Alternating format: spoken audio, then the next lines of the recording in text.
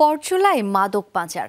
কলম্বিয়ার বিমানবন্দরে আটক এক ব্যক্তিকে তল্লাশি চালিয়ে নকল চুলের ভেতর থেকে 220 গ্রামেরও বেশি কোকেন উদ্ধার করেছে পুলিশ, যার মূল্য $10,000 বেশি।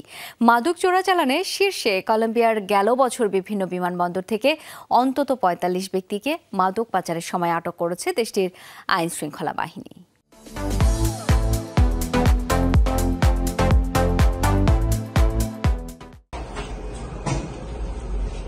মাথার চুল কাটতেই বেরিয়ে আসছে একের পর এক ছোট ছোট ক্যাপসুল। নিরীহ দর্শন মনে হলেও আসলে এগুলো সবই ভয়ঙ্কর মাদক কোকেন।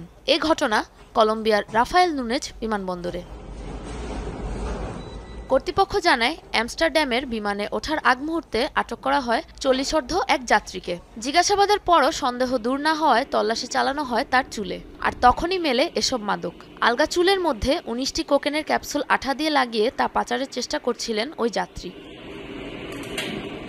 এয়ারপোর্টের নিরাপত্তা কর্মকর্তারা বলছেন, এসব কোকেনের ওজন প্রায় 220 গ্রাম, যার বাজার মূল্য $10,000-এরও বেশি।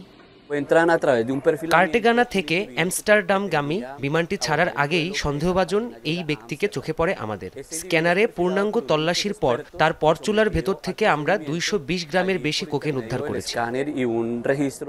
এর আগে বায়ুপথ কিংবা পাকস্থলিতে করে মাদক পাচারের ঘটনাও হয়েছে কলম্বিয়াতে। কর্তৃপক্ষ বলছে, ওজনে খুব বেশি না হলেও পরচুলার মধ্যে মাদক পাচারের কৌশল নতুন। মাদক পাচারে বিশ্বের শীর্ষ দেশগুলোর মধ্যে অন্যতম কলম্বিয়া। সাবরিনা নুসরাত, যমুনা নিউজ।